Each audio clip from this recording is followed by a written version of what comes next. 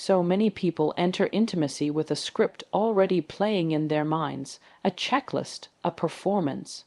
They've been taught that closeness means showing up with all the right moves, all the perfect words, and a polished version of themselves that looks good, sounds right, and hides everything that might be too messy, too human, too real. But real intimacy, true intimacy, doesn't happen in performance.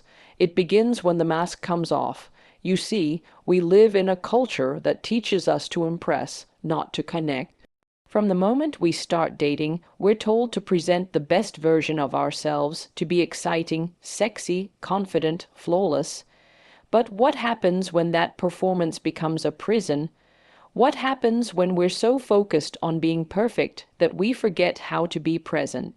In moments that are supposed to be the most vulnerable, the most connected, we find ourselves thinking, am I doing this right? Does he like this? Does she think I'm enough? That voice, that constant overthinking, it pulls us out of the moment.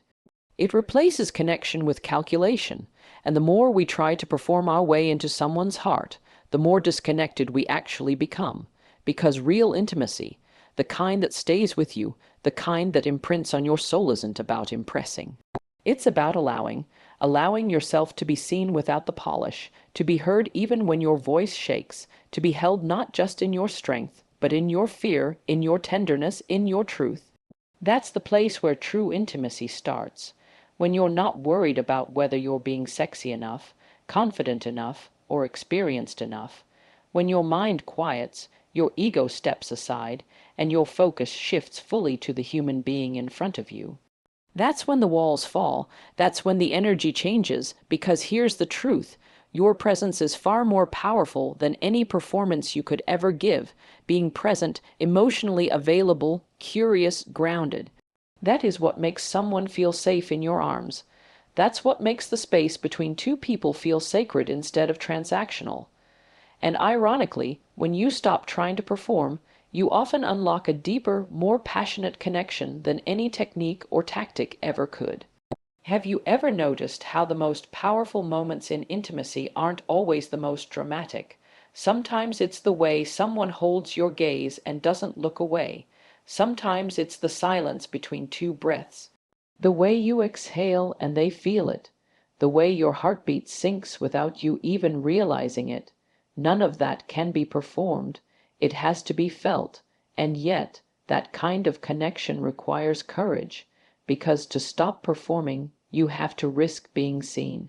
You have to show up as you are without the armor, and that is terrifying for so many people. We're afraid of being judged, of being rejected, of being too much or not enough. But here's the irony. When you stop trying to be what you think someone wants and you show them who you truly are, you actually give them the opportunity to love the real you. And isn't that what we all crave deep down? We don't want someone to fall for the role we play. We want someone to stay for the truth we carry. And once you begin to taste that kind of intimacy, the kind that doesn't need theatrics, that doesn't rely on ego or control, you begin to lose interest in surface-level encounters. You begin to crave depth. You begin to crave presence. You begin to realize that intimacy isn't just about the body. It's about energy, intention, vulnerability, and trust. So if you've ever wondered why things felt disconnected even when everything looked perfect on the outside, ask yourself, was I performing or was I present? Was I impressing or was I inviting? Because the moment you let go of the act, the moment you choose to be fully their flaws, fears, feelings, and all, that's when the magic begins. Real intimacy doesn't start when the lights dim. It starts when your guard drops. It starts when you stop trying to do intimacy and allow yourself to be in it, and in that space, something unspoken happens, something unforgettable, something that doesn't need to be proven, because it's already deeply felt. Ask ChatGPT, you said. Her mind is the foreplay, not her body. Expand key point 2 into a 750-word segment, ensuring it flows naturally within the speech and aligns with the overall key points. Avoid using headings and craft the tone to feel seamless, conversational, and inspiring, as if Jessica Opper is delivering the speech live. Conclude with a strong and impactful closing line without explicitly mentioning Jessica Opper name in the segment. ChatGPT said, "So many people rush into intimacy like it's a race to the finish line. They think foreplay starts with touch, with kisses, with hands tracing skin, but for a woman, that's not where it begins, not truly. Her body doesn't respond from nowhere. It's her mind that invites her body in. Her emotions that open the door. If her heart doesn't feel safe, her body won't fully surrender. No matter how skilled the hands are, her mind is the foreplay, not her body, and if you overlook that, you're not unlocking her. You're just performing beside a locked door. You can touch her all you want, but if she doesn't feel understood, she's not really there with you. She might be nodding, smiling, going along with the moment, but part of her is emotionally miles away. And that emotional distance, it turns into physical disconnection. Her body may move, but it won't melt. She may respond, but it won't be from her core. It'll be out of habit, out of pressure, or out of politeness. That's not intimacy, that's choreography, and it leaves both people starving. But when she feels emotionally seen, everything shifts. That begins long before a bedroom. It starts with how you speak to her when you're not trying to get anything.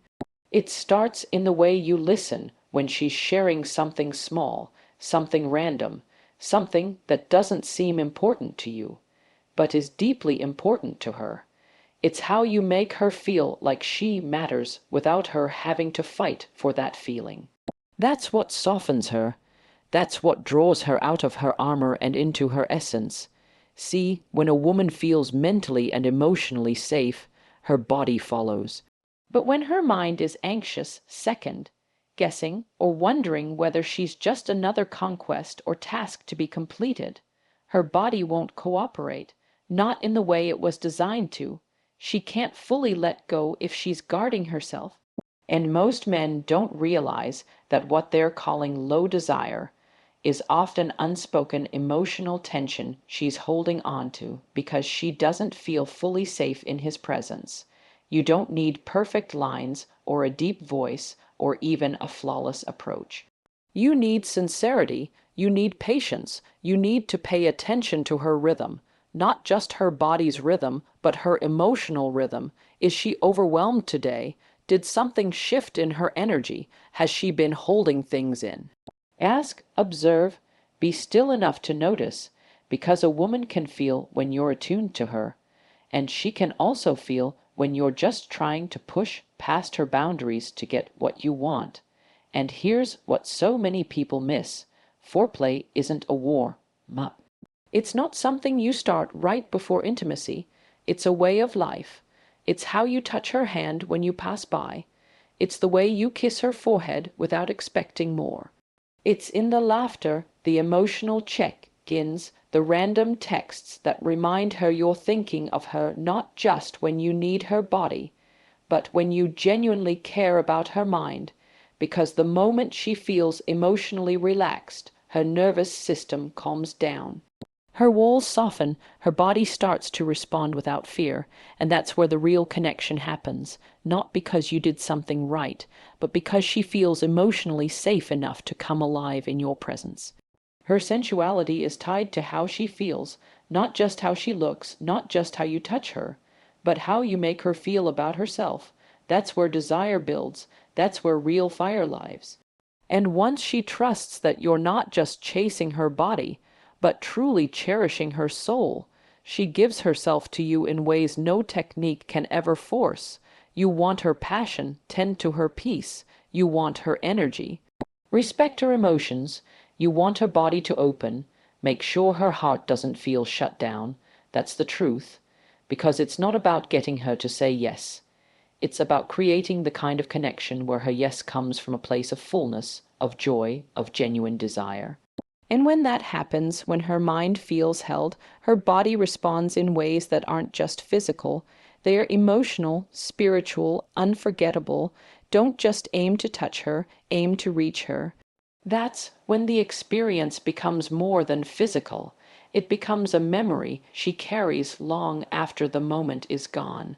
You said the position of patience unlocks her wild expand key point 3 into a 750-word segment, ensuring it flows naturally within the speech and aligns with the overall key points.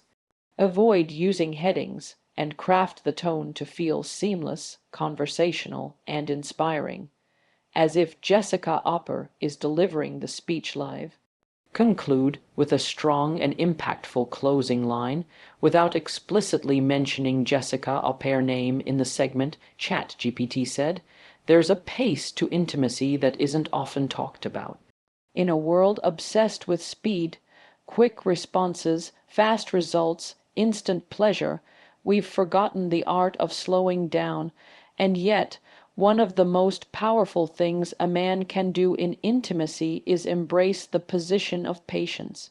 Not just physical patience, but emotional patience, energetic patience, the kind of presence that doesn't rush her process, but waits for her to arrive in her own time. Because here's what many don't realize. A woman's wild side isn't something you can force out of her.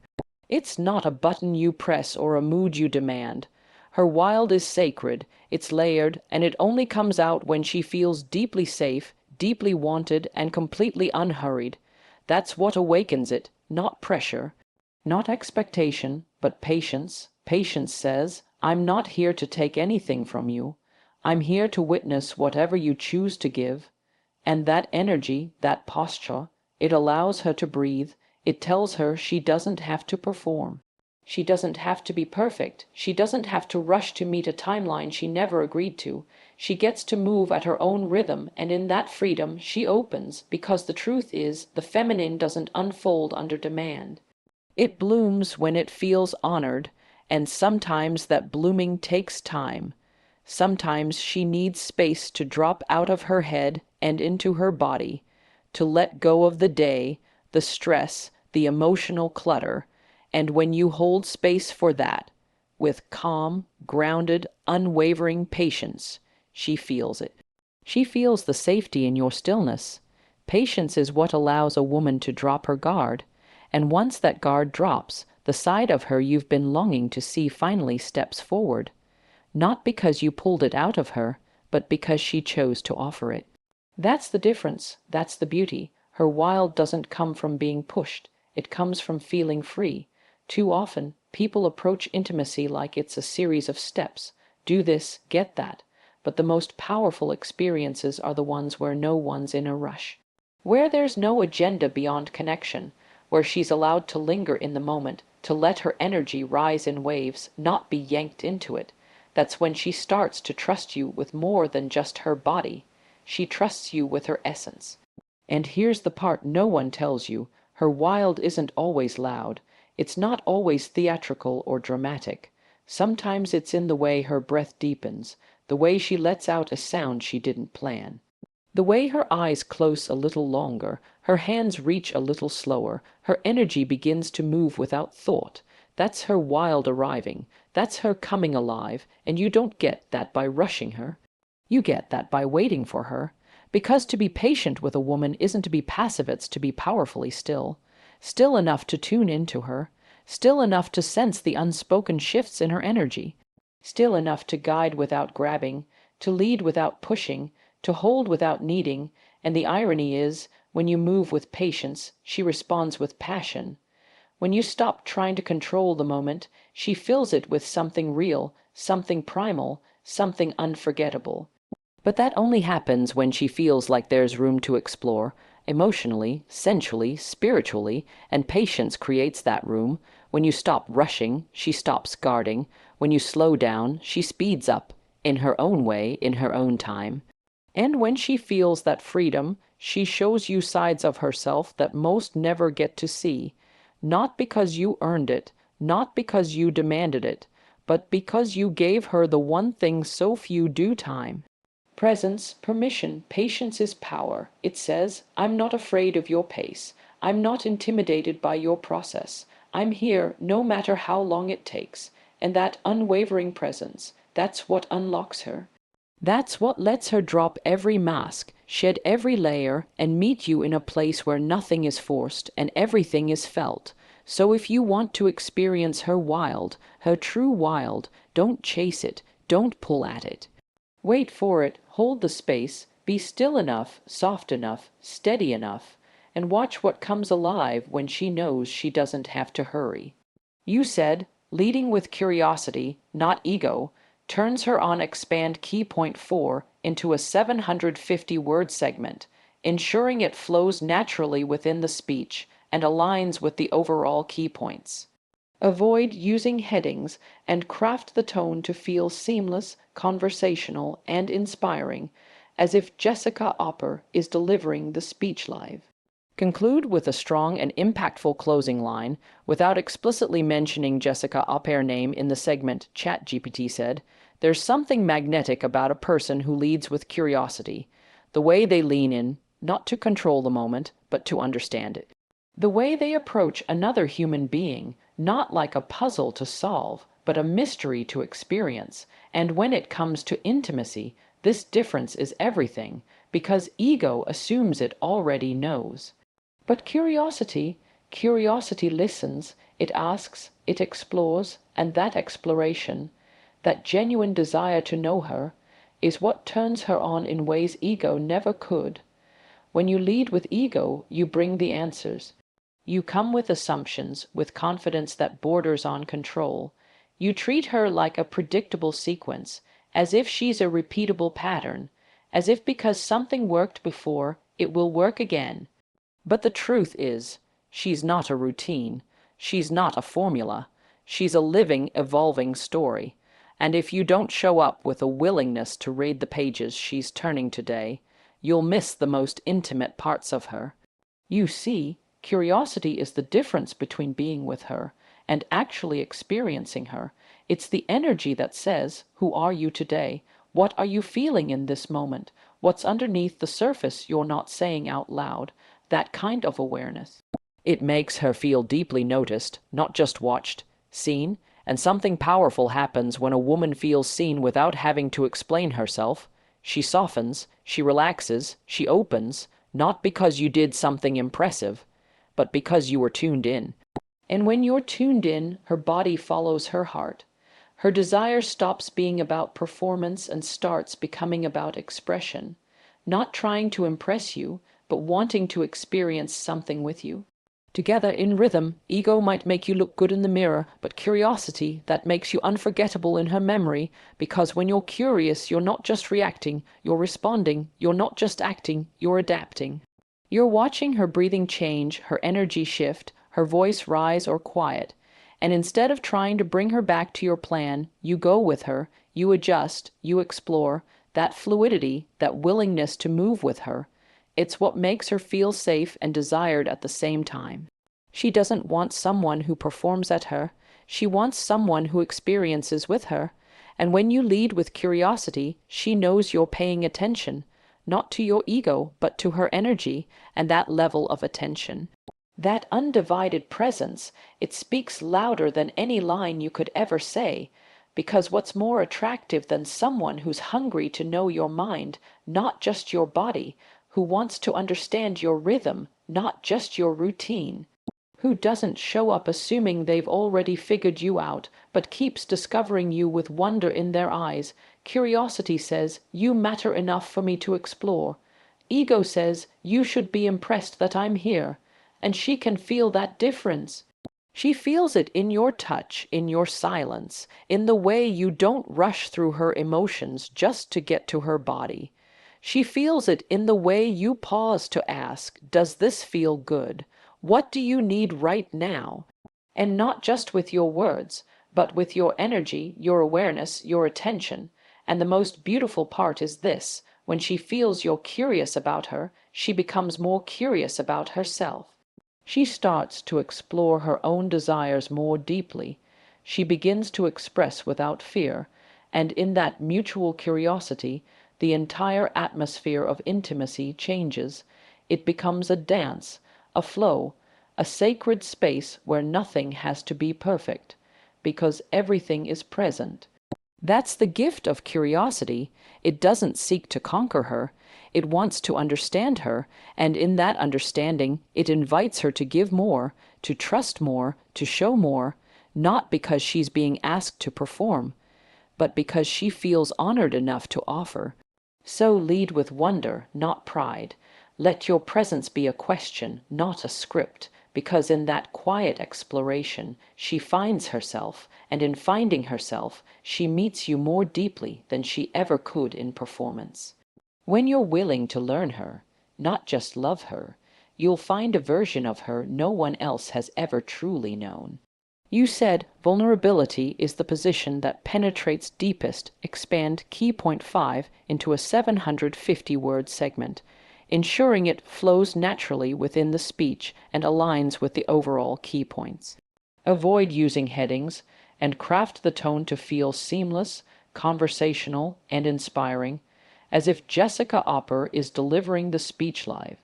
Conclude with a strong and impactful closing line without explicitly mentioning Jessica Opper's name in the segment. ChatGPT said, "There's a part of intimacy that so many overlook, a space most people try to avoid, cover up, or rush past. But it's in that space, raw, quiet, exposed, where the deepest connection lies, because vulnerability is the position that penetrates deepest, and it doesn't start with physical touch, it starts with emotional nakedness. With truth, with presence that says, 'This is me,' no masks, no pretending, just me. We've been conditioned to believe that strength in intimacy comes from control, knowing what to do, saying the right thing, holding everything together. But real strength, it comes from the willingness to be seen without armor, and that's hard, especially in a world where we're praised for appearing put together and punished for being too open. But here's the truth. When you show up in intimacy with a guarded heart, you might experience pleasure, but you won't experience depth. You might share a moment, but you won't share your soul. And most women, they can feel it. They know when you're there, but not fully present. When you're touching them, but still hiding behind performance or pride or fear. And it leaves them reaching for a version of you that feels emotionally unavailable even when you're physically close. That's the disconnect so many couples feel but don't have the language to explain, because it's not always about what's missing in the moment. It's about what's being withheld. But when a man leads with vulnerability, everything shifts. When he's willing to sit in the discomfort of being truly seen, without hiding his insecurities, his fears, or his uncertainty, he opens a door most men never walk through, and that kind of openness, it disarms her. It melts her because now she's not just being touched by your hands, she's being held by your truth. She doesn't need perfection. She doesn't need a flawless performance. She needs to feel your realness. She needs to know that she's not alone in her depth, that the same way she's learning to show up with softness, you're doing the same, that she doesn't have to carry the emotional weight of the connection on her own. And vulnerability isn't weakness. It's the ultimate form of courage to say, "This is what I feel," without knowing how she'll respond, to admit, "I don't have all the answers," without fearing that you'll lose her respect. To express a need, a desire, a wound, without dressing it up or pushing it down, that kind of bravery creates a ripple. It gives her permission to do the same. The strongest intimacy is built not when two people are trying to impress each other, but when they're willing to be honest, to be open, to hold each other's truth without judgment. And yes, it's messy. Yes, it's vulnerable, but it's also powerful beyond words. You see, emotional vulnerability is what allows the physical to feel sacred. It's what transforms a moment of pleasure into a moment of surrender, where she doesn't just respond to your touch. She responds to your presence, to your energy, to your emotional availability, and in that space, something unexplainable happens. Walls come down, hearts open, souls meet, and isn't that what we're all craving underneath the surface? to be held by someone who sees the parts we don't show the world and doesn't flinch, to be accepted not just for what we do, but for who we are when we're not performing. That's what makes someone unforgettable.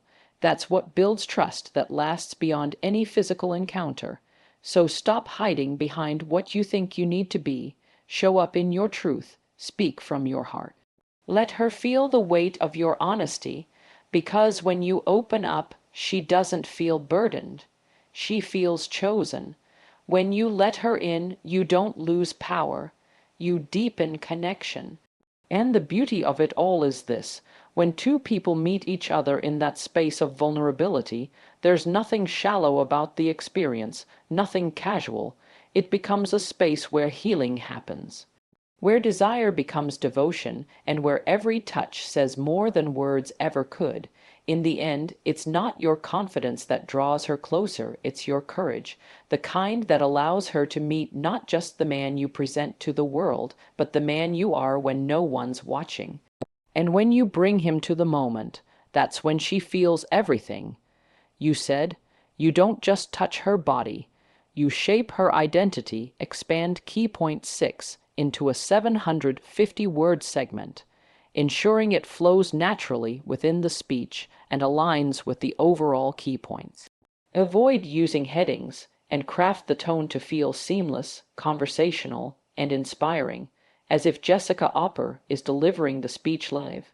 Conclude with a strong and impactful closing line without explicitly mentioning Jessica Opper's name in the segment. ChatGPT said, "So many people think intimacy is just a physical act, a moment, a release, an experience to be had and then forgotten. But what they don't realize is that every moment of closeness, every glance, every word, every touch, it leaves a mark. You're not just engaging with her body, you're speaking to her identity, you're affirming or questioning who she believes she is. You're shaping the way she sees herself in your presence, because for a woman, intimacy is never just skin deep, it's emotional, it's psychological, it's spiritual, it echoes long after the moment ends.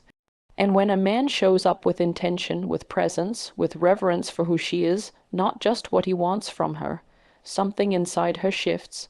She doesn't just feel desired, she feels valued. She doesn't just feel seen.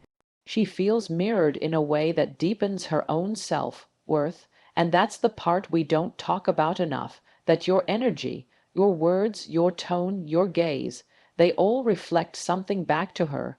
If you're careless with it, she might leave the moment questioning herself, feeling like she was just a means to an end, like she was used even if that wasn't your intention, because it's not just about what you do, it's about how you make her feel about herself. She remembers how you made her feel when she was vulnerable. She remembers whether you rushed her or respected her pace, whether you judged her or held space for her truth, whether you treated her body like a playground or a sanctuary.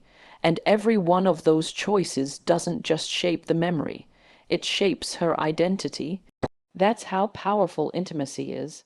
It's a mirror, and if you're conscious of what you're reflecting, you can empower her in ways she didn't even know she needed. You can hold her in ways that remind her of her worth, her beauty, her strength.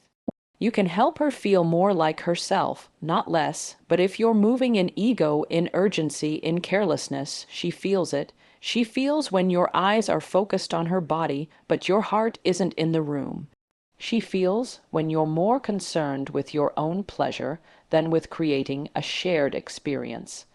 And slowly, silently, that begins to dim her light. Not because you said anything cruel, but because your presence didn't confirm her value. And whether we like it or not, the people we allow that close to us do influence how we feel about ourselves, especially in our most exposed moments.